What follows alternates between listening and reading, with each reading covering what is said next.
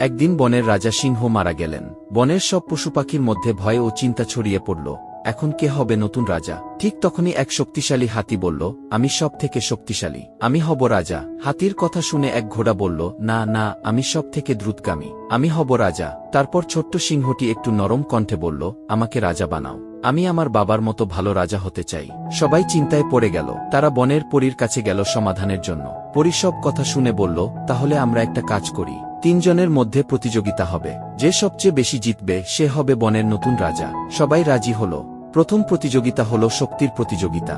হাতি, ঘোড়া আর ছোট্ট সিংহের সামনে রাখা হলো একটি করে বড় পাথর। যে প্রথমে পাথর সরাতে পারবে সে হবে বিজয়ী। হাতির শক্তি সবচেয়ে বেশি ছিল, তাই হাতি এই প্রতিযোগিতা জিতে গেল। দ্বিতীয় প্রতিযোগিতা হল দৌড়ের প্রতিযোগিতা। একটা সীমানা নির্ধারণ করা হলো, যে আগে পৌঁছাবে সে হবে বিজয়ী। ঘোড়া সবচেয়ে দ্রুতগামী ছিল, তাই ঘোড়া এই প্রতিযোগিতা জিতে গেল। শেষ প্রতিযোগিতা হল বুদ্ধির প্রতিযোগিতা। পরী একটি প্রশ্ন করল, এমন একটি জিনিসের নাম বলো যা অন্ধকারে দেখা যায় না, কিন্তু যখন দেখা যায় তখন ধরা বা ছোঁয়া যায় না। সবাই ভাবতে লাগল। তখন সিংহ বলল, ছায়া। ছায়া কেবল আলোতে দেখা যায়, কিন্তু ধরা যায় না। এই প্রতিযোগিতা সিংহই জিতে গেল। ফলাফল হল তিনজনই এক একটি প্রতিযোগিতা জিতেছে। পরী চিন্তা করতে লাগল, এবার কি করা যাবে? তখন এক চালাক শিয়ালের মাথায় এক অসাধারণ বুদ্ধি এলো।